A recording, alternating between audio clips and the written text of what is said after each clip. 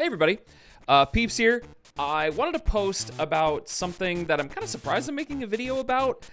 This is not a deck that I thought I would really ever try after looking at the new Duelist Advance card lineup. There's a lot of stuff in that set that I wanted to play. There's the new Flame Swordsman card, there was the new Testina card, which I did end up taking to Nationals.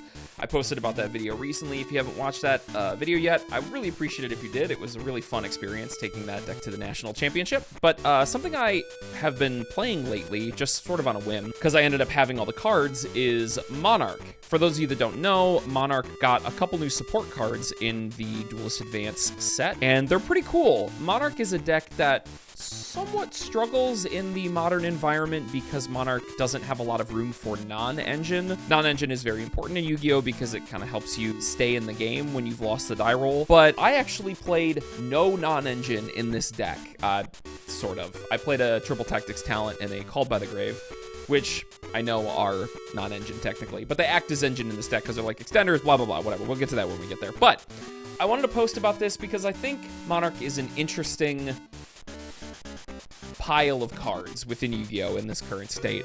I ended up taking to locals. I went 3-1. I don't know, it's not like the biggest deal, but I had a lot of fun, and these cards work in a very interesting way, and the deck is very affordable, so I wanted to talk about it a little bit for those of you that are interested in Monarch that maybe still have the structure deck from way back in the day, and you saw what these new cards did, and I want to just talk about my take on the deck and talk about what these new cards do and do a little bit like a how to play and what my deck lists look like for the tournament. So let's go ahead and talk about it.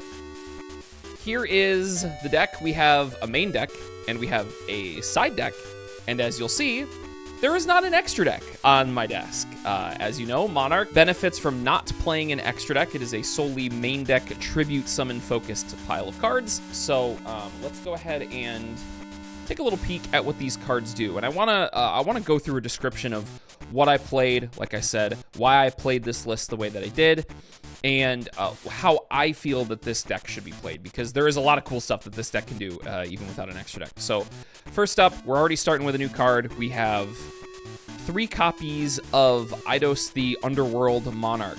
When this card is normal or special summoned, it searches for a Mega Monarch, which is nomenclature meaning a Monarch that has 2,800 attack and 1,000 defense, or it searches for a Monarch Spell Trap. While it's on the board, it can declare an attribute, and then one monster on the board becomes that attribute, which is important for breaking boards within my list. We'll talk about that later. And then when it's in the graveyard, it can special summon itself out of the grave when you perform a tribute summon. First of all, this card gets its effect when it is normal or special, which is important because it can summon itself out of the grave via its own effect by special summon. It also gets its effect when it is summoned off of the effect of Ether, the Heavenly Monarch, okay? That is super important because Ether a lot of the time doesn't have a lot of great targets for its effect. A lot of people, if you played Monarch back in the day, you'll remember that Monarch usually summoned like Kuraz or something to pop some cards and get some draws or something like that. Very outdated. We don't want to be doing that anymore. And thankfully, there's this new card that Monarch can use off of Ether's effect to get some more consistency. And that is the biggest thing with this deck, is that it is a Monarch, and it is an extra consistency tool because Monarch has great spells and traps. They can break boards, they set up some floodgate style effects, they do layered interactions. It's obviously not like a starter, right? Because none of the Monarchs are starters. They can't be because they require tribute material, which is another reason why I don't play non-engine in this deck. Really, a Monarch deck needs to have this sort of 3-piece puzzle piece kind of hand of a tribute summon, a Squire, like a tribute material, and some combination of Monarch spell traps. And non-engine that you draw can get in the way of that. So that's why I didn't play any, but again, we'll kind of talk about that as we go. Then I played 3 copies of Ether. Ether is something that, for those of you that don't know, this deck is very old, so you might not know what these cards do. So forgive me if you know what these cards do. I do want to take some time to explain them, though. When this card is tribute summoned, you can send 2 Monarch spell traps from your deck to the grave to special summon a Monarch monster from your deck, and then it goes to your hand in the end phase. Which, of course, a lot of the time we're going to be summoning our new guy here to get some more spell traps. And then during the opponent's turn, you can reveal Ether, banish a Monarch spell trap, and then tribute summon it during your opponent's turn. So it can serve as an interruption when you pair it with Stormforth. Some people opt to play, there's like the Sella Glare, I think is the name. It's a dragon that when it gets summoned, you can steal a monster. I don't play that in my list. Usually, I'll use that effect as an interruption to when paired with Stormforth. That's how I use this card during my opponent's turn. But yeah, card's very good, so we want to max out on it, just like we want to max out on this, because it can get to this, which is more consistency. And then I played 2 Erebus. This card, I only play it 2. I know 2-ofs are kind of a deck-building faux pas in Modern Yu-Gi-Oh!, but the Erebus here is 2-of because I want to keep it in the graveyard.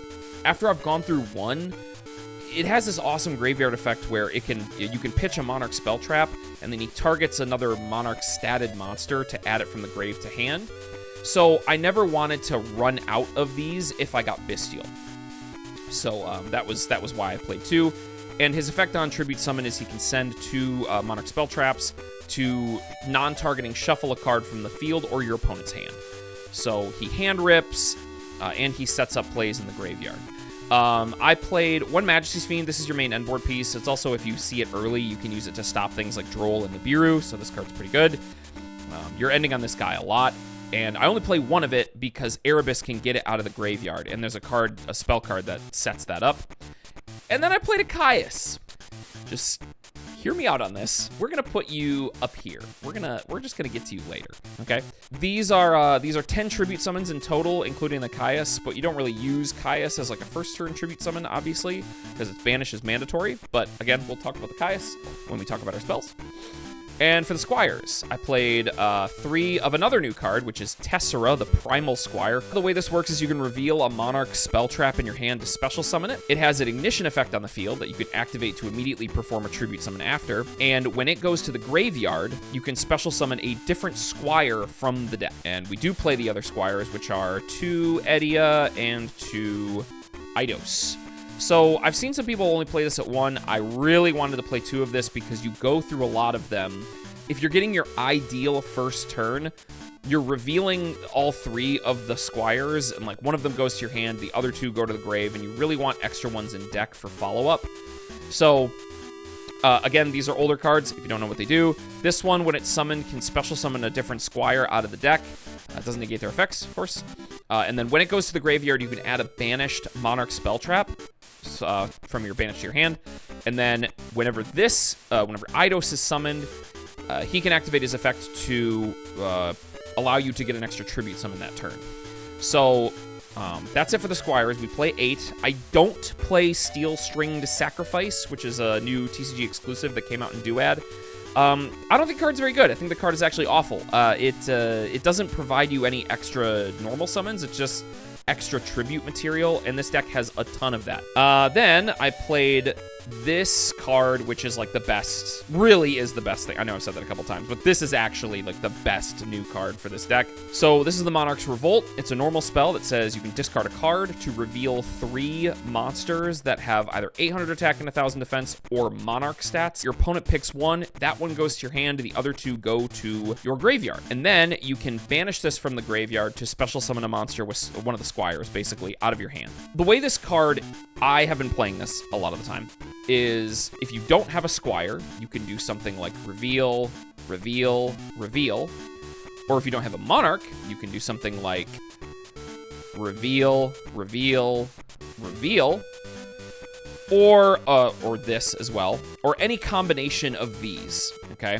So it depends on what you need. If you already have a Tribute Summon and a Squire, and you just need additional pieces for your end board, you can just reveal 3 Monarchs. You can do like Idos, because you'll be able to summon it from the grave when you tribute, Majesty's Fiend, and Erebus, because if you get to the point where you have 2 tribute summons and they give you Erebus, you can Erebus, use this effect, hand loop them, get it to the grave with a tribute summon, and then use Erebus's graveyard effect to add the Majesty's Fiend back to your hand so you can put that on your end board. These cards, or this card rather, makes this deck much more consistent because you are revealing any of the pieces that you need in order to be able to play. So Good stuff. I think this card is great. Obviously, a much-needed piece of support for the deck. Of course, pretty much everything that came out in Duelist Advance was much needed for this archetype. And then I play 3 of... We're going to put this guy back down here a little bit because I'm about to talk about this spell, which is the Monarch's Master Plan, a new common from Duelist Advance. This card's really good. I'm so happy that I was able to play this in a deck list in 2025 and have it really be impactful. Monarch's Master Plan, it's a normal spell. It's a non-once per turn send of a Monarch spell trap. So if you see multiple copies of Monarch's Master Plan, you can activate them both to send different Monarch spell traps. Usually what you're going to be sending is Pantheism, but Monarch's Master Plan has another important effect, which is if this card is banished, you target a card your opponent controls, add a monster that is specifically 2,400 attack and 1,000 defense to your hand that matches that attribute of what you targeted on your opponent's side of the field. Then you can immediately perform a tribute summon of Zaborg the Thunder Monarch, Mobius the Frost Monarch, Thessalos the Firestorm Monarch, Grandmark the Rock Monarch, Rise of the Storm Monarch, or Caius the Shadow Monarch. It names all of those in its card text. Also, I should say, it either adds from deck or graveyard to hand via that banish effect, which is super important. The reason this is so good is what you can do with this card is not only just send Pantheism for consistency, but if you already have what you need, you can send the Prime Monarch, okay? So during your opponent's turn, that turns the Prime Monarch into an additional interruption. Because if your opponent does something like Ritual Summon Murakumo, you can then, at any point in that turn, use Prime Monarch effect to summon itself out of the grave, banishing Master Plan. Master Plan will then trigger, targeting the Murakumo. You can then add Caius, and then immediately perform a tribute summon, tributing the Prime, summoning Caius. Caius effect target the Murakumo to banish it. So, something that a lot of people that have played Monarch throughout the years will tell you is that keeping a tribute summon on board is the most important thing. Because a lot of the cards that you have require you to control a tribute summon monster. Domain is the best example. That floodgate effect of keeping your opponent out of their extra deck only applies whilst you control a tribute summon monster. So Master Plan is just an additional way to make sure that a tribute summon monster stays on your board because you'll be banishing Master Plan with Prime, getting Caius, tribute summoning Caius, outing a card. Of course, that requires them to have a dark, but when you're breaking a board going second as well, that's where this effect of Idos comes in handy, because he can change the attribute of a card on the field. What I've been using this effect for is to make my opponent's monsters dark, so that way when I trigger Master Plan when I'm breaking a board, I can get Caius out, summon it, banish something, all that kind of stuff. So I know this seems really cheeky and this seems like a bad card to draw, but that Master Plan effect is a nice layered interruption that the deck doesn't have if you don't play this. So yeah, I was a big fan of this. Also, one thing to note, this card doesn't have to add Caius in order to perform that effect. It allows you to immediately tribute summon Caius, but if you already have it, that doesn't matter. Let's say your opponent specials or has a light monster on the board. You can use this effect once it's banished, via Prime, target their light monster, get Majesty's Fiend, and then if you have Caius, you can immediately tribute the Caius still, because you don't have to add it with its effect in order to resolve the effect to summon Caius. If you've already got Caius, you can still do that. So there were times where I would use the Banish effect to get Majesty's Fiend, and then maybe like Erebus Caius back at some point throughout their turn, so that way, because Erebus is a quick effect engrave to add back. So if you have Caius in hand through your opponent's turn and they summon a light monster, you can get the Majesty Fiend and then apply the effect to tribute summon Caius. So very cool. This is a very, very good card. I liked it a lot, and I was so happy that Caius was in my deck. And it's nice to have Caius in deck too, because Caius is your time win con also. Monarch doesn't have one if you don't play this card. I mean, I guess you could play like Thessalos or something instead, but Caius was just very helpful. I do play Thessalos the Mega Monarch on the side, though, and we'll talk about that when we get there. The rest of this deck is going to just be like really just Monarch spell traps, because that's what you need. You need a lot of engine pieces for this deck to operate. I played 3 Pantheism. Pantheism has the trade-in effect that's not once per turn, where you can activate it, pitch a Monarch spell trap, draw 2 cards. The effect that is once per turn is its graveyard effect. A lot of the time, if you can get this card to grave without activating it, you'll be doing that more so than using the trade-in effect. But the trade-in effect is still good, right? It's draw 2 cards. You know, it's a pitch a card, draw 2 cards. It was round, I think it was like round, I don't know, 3 or something. I activated Pantheism, discarded Prime to draw 2 cards, and I was like, it's just like the good old days. Monarch isn't retro Yu-Gi-Oh! That's Goat format, right? Anyway, okay, I'm old. I'm like 30-something. Jesus Christ. Okay, and then 3 Tenacity. Tenacity, it's another old card. Activate it, reveal a Monarch statted monster to add a different Monarch spell trap from your deck to your hand. That's why I actually don't play Vanity's Fiend. I know a lot of people, when they play Monarch, play Vanity's Fiend. I elected not to play Vanity's Fiend because I think that is redundant. A lot of the cards that you have can protect your Tribute Summon. A lot of the newer cards now, especially, can protect your Tribute Summon or give you additional Tribute Summon monsters during your opponent's turn, like I was talking about with this Caius play that Master Plan does. But Vanity's Fiend is an additional card that feels redundant. It's not good going second, and it doesn't have Monarch stats. So it can brick your hands a lot of the time to really need Monarch statted monsters for Tenacity, and the Tribute Summon that you've drawn is Vanity's Fiend, right? So I elect to just not play it at all, and I'll protect my Majesty's Fiend with other cards in my deck, just to make sure my deck is as consistent as possible.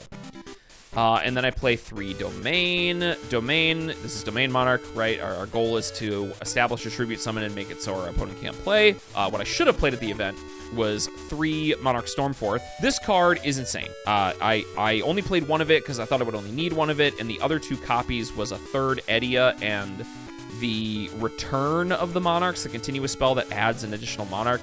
Completely redundant. I did not need Return of the Monarchs. It was just consistency for no reason. A lot of the new cards are so consistent now that you just don't need that card. And you're getting to Majesty's Fiend via the Monarch's Revolt and Erebus' Graveyard effect, rather than needing Return of the Monarchs to get it. Because they used to play that card. That's why I put it in the deck. I figured I would still need it. I totally didn't. It was not worth playing. But 3 Stormforth is super important because this is your main way of breaking boards. When you activate Monarch Stormforth, your opponent has to do something. They must interact with you at that point.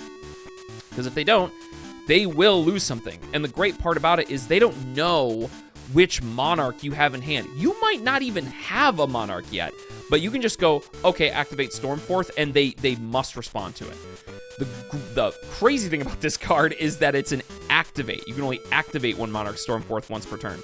So if they use an Omni, which negates your activation, and you have or you get to another Stormforth throughout your turn, you can activate another one. That's why this deck's engine can break boards, because of this card, which is why it must be played at 3. Plus, it's good to have as your end board with Aether in hand. You know, having 1 for your first turn and then 1 for the follow-up is amazing. Also, having 3 makes sure that you can reveal 3 for Pantheism, which was definitely something that I missed as I was playing this deck. So, very happy to be playing 3 of this. And then for the last spells, 1 Foolish Burial, 1 Called by the Grave, and 1 Talents. Like I said, these act as extenders in this deck, so I'm considering them engine. But of course, they function in their normal non-engine way itself. And then Foolish is a one-of that gets you to both a Monarch or a Squire, depending on what you need. So it is just like a super flexible one-of that you can play. So that's it for the spells. And then, last but not least, 2 trap cards. 1 Prime Monarch, as I've already discussed before, and then Monarchic Perfection. Yes, I did play this card. This is the hype moments, aura farming, solo leveling Monarch card. That's the stupidest. Why do I should not have a channel. Anyway, look, this card is super cool. It is on a continuous trap. Each original Monarch's effect. Got Zaborg, Caius, Ryza, Thessalos, Mobius, and Caius, all on 1 card. When your opponent special summons a monster, you could activate it, banish a Monarch spell trap, and do one of the 6 effects, and you can only use each effect once per turn. So the reason I play this over something like Monarch's Erupt, which is the skill drain, is, again, I didn't want redundant layers of interaction. I wanted all of the stuff on my setup to be different forms of interaction that my opponent would need to play through. Because if I have Majesty's Fiend plus Erupt, sure, it's nice to have the skill drain on the board, but it's super redundant. And my opponent can still out my Majesty's Fiend at that point. Yeah, I still have the skill drain, But if they get to the point where they can summon from the extra deck after they've outed the Majesty's Fiend and all that I have is Erupt, that can still be a big problem. I wanted cards that removed big bodies, got threats off the board, can deal with set cards, just something that is more layered and more flexible than another floodgate that I'm already getting to every turn anyway. And this is that card. It also protects your tribute summons because, as I mentioned, this is the board that I would go for, by the way, a lot of the time, is I would have Perfection, Domain, where if my opponent was playing into this, if they activated Mitsurugi Ritual to summon Murakumo, Monarchic Perfection could banish the Murakumo, because again, it's a trap card that's using its effects, not Majesty's Fiend, which is another really important setup here. Because you're able to interact with your opponent even though you can't use monster effects. You still have this awesome card that's popping spell traps and banishing monsters and bouncing cards, hand ripping. It's just doing everything.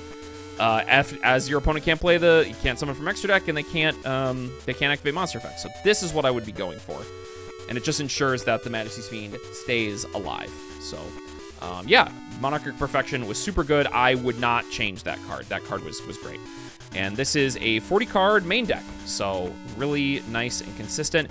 And it's also super, like I said at the start of this, super affordable deck. All of these engine pieces have been printed in, I don't know if all of them have been printed in commons. I know like the new ones haven't, but they're like pennies. They're nothing. And you don't have to play an extra deck. So really cool there. Now for the side deck, I played, for the going first cards, I played one Thestalos. So a big thing with this deck is going to be back row removal. And these cards all facilitate getting rid of cards that are going to break your board. So Thestalos can look at their hand rip, and Solemn Judgment basically just stops the back row removal evenly as those kind of cards that people might be playing, especially in like a locals environment. You might have somebody playing Rogue that is just playing a bunch of board breakers in their side deck. So these were super awesome. I would definitely, like I said, not change that at all. I was playing Dimensional Fissure in the side, the continuous spell, to stop Droll, but it turns out Droll hurts this deck, but you can still set up like Domain or Majesty's Fiend or something under Droll, and it's not terrible. So yeah, these cards were, I shouldn't have played the Dimensional Fissure. It hurts my engine too much. So I'm playing Lancia, of course, for everybody's favorite matchup, Malice, and it has some incidental Crossfire that it catches as well. And then just one Thrust, because since we're seeing so much of our deck with stuff like Pantheism, I don't want to draw into too many hard ones per turns. Plus, it's just like a slot that I have available in the side deck, and I wanted more going second options. And then 3 Dark Ruler No More. This is what I should have been playing over Dimensional Fissure, and what I'm going to continue to play, especially post like Justice Hunters if I decide to play this deck. Dark Ruler is really good into like the Yummy board. And then I have 1 Harpies and 3 Evenly Matched. Because this deck, like, you can't play a lot of hand traps because you need a lot of your cards to do as much, like, to get you as much value as possible. And these cards like Evenly Matched, Dark Ruler, Harpies, that kind of stuff, that's what's going to break a lot of the board and plus you on a lot of advantage. Whereas hand traps are going to make them into a half board, and then you still don't have that many cards in hand. So basically what I'm getting to is one card needs to do a lot, which these cards can do, especially if you see like pairs of them, like double Evenly Match or Evenly plus Dark Ruler, stuff like that. So yeah, this deck is really cool. I'm super happy that it came out in Duelist Advance because I know Monarch has a lot of big fans, especially one of the biggest content creators for Yu-Gi-Oh! is a Monarch fanboy. So much love, Lithium. I hope you keep it up, and maybe this will inspire some other people to play Monarch in this format as well. And post Justice Hunters, I hope that this deck still like has some relevance. I know it hasn't done a lot in the Mitsurugi Duelist Advance metagame because it is very strong and very combo oriented, but I'm gonna keep tinkering with it. It's just a fun little deck that I might even take to some regionals because I was just really impressed with the cards is the biggest thing. That I was even missing some activation windows during the local because like this card's graveyard effect, it does so much for your consistency, for your layers that you're trying to set up. You can chain block with it, basically. And I was just missing activations and still doing well in games, but nowhere near what I could have been doing if I was playing this deck optimally. So, yeah, I hope everybody tries it out. If you're sick of the hand trap war kind of gameplay, this might be the deck for you. You know, you don't have to worry about your extra deck. You don't have to worry about playing 20 pieces of non-engine because this deck can't, right? So you're just making a pretty layered floodgatey setup, and you're trying to break boards with cards like Stormforth and pushing through with engine when going second. So hope you liked it. Maybe I'll try to play it at a regional or a higher tier event and then see what I can do. So with that being said, I'll see you in the next one all. Peace out.